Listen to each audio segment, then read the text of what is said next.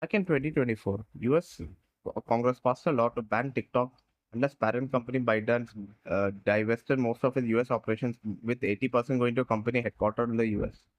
The US Supreme Court upheld the law, but it only really resulted in a 13-hour blackout. Soon after returning to office, President Trump gave TikTok a 75 days grace period and then another, that ran out. That Trump pushed for the ban back by another 90 days. Perhaps it won't surprise you to learn a new executive order given TikTok 90 days more to reach a deal. To be fair, plenty of would-be buyers have been circling from Amazon to Mr. Beast, and a deal was close to be finalized. Reuters claimed that in early April, that deal was approved by new and existing investors and even by the US government and Biden itself. However, the deal fell through in wake of the Trump's tariff war with China. So now investors have up till mid-September to move ByteDance and work out another deal. According to the law, 80% of TikTok's operations in US must be owned by US investors, while the remaining 20% will be retained by ByteDance.